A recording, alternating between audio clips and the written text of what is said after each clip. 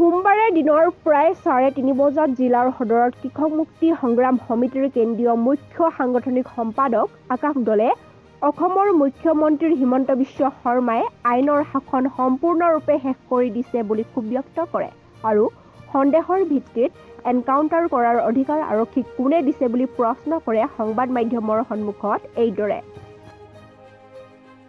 সকলে নিশ্চয় লক্ষ্য কৰিছে মুখ্যমন্ত্ৰী হোৱাৰ পাছত হিমন্ত বিশ্ব শৰ্মাই আচলতে ইয়াত অপেনলি আছে আৰক্ষীক আচলতে নিৰ্দেশে দিছে আচলতে সন্দেহৰ ভিত্তিত আজিকালি আচলতে এনকাউণ্টাৰ কৰা হয়।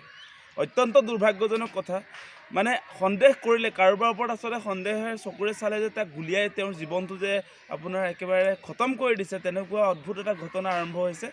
আমি দেখিবলৈ পাইছোঁ যে যোৱাকালি পুনৰ আৰক্ষীয়ে সন্দেহৰ ভিত্তিত 4গৰাকী যুৱকক আচলতে গুলিওৱা ঘটনাটো অত্যন্ত দুৰ্ভাগ্যজনক। কেৱল আলফাৰ লগত সন্দেহ কৰি আলফাৰ লিংকমেন বা বিভিন্ন ধৰণে যদি তেওঁলোকে সন্দেহ কৰিয়ে জানো এজন মানুহক গুলিয়াই দিয়াটো উচিত হৈছে।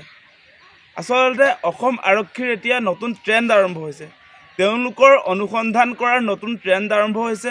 আজিকালি মানে সন্দেহ কৰিলেই গুলিয়াই দিয়া হয়। আৰু আপোনালোকে আৰু এটা নতুন কথা আপোনালোকে নিশ্চয় লক্ষ্য কৰিছে, আজি 2 বছৰ মানে হৈছে, 2 বছৰৰ পৰা এটা সুলভ হৈছে আৰক্ষীৰ কথাত।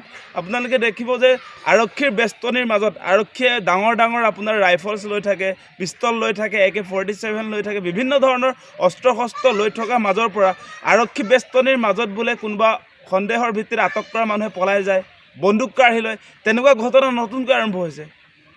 আজি শ পুলিচৰ মাজৰ পৰা কোনোবা অপৰাধীয়ে আৰক্ষীৰ বন্দুক কাঢ়ি লোৱা ঘটনাটো সদায় একেটা ঘটনাই কেনেকৈ সংঘটিত হ'ব পাৰে।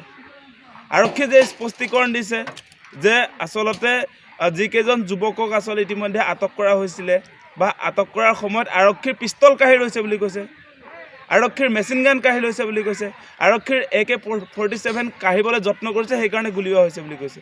এইটো কেনেকুৱা কথা আচলতে?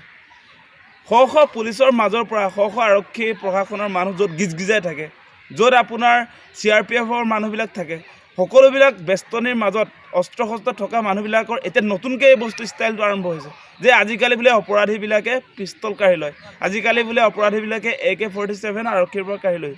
কি হৈছে আচলতে অসমত আচলতে আইন বোলা বস্তুটো আছেনে নাই? এই মুহূৰ্তত আমি এটা কথা স্পষ্ট ভাষাত ক'ব খোজোঁ যে আমাৰ 90 দশকৰ যিটো আপোনাৰ হত্যা ঘটনা সংঘটিত হৈছে, আপোনালোক সকলোৱে যে গুপ্ত হত্যা তেনেকৈ যে হৈছিলে, পুলিচবিলাকে যে বা আৰক্ষী CRPFবিলাকে যে সন্দেহ কৰিলেই মানুহক উঠাই পিনি যে গুলিয়াই হত্যা কৰিছিলে, তেনেকুৱা ঘটনা আচলতে পুনৰাবৃত্তি ঘটিছে। আজি প্ৰফুল্ল কুমাৰ মহন্তৰ দিন আকৌ ঘূৰি আহিছে।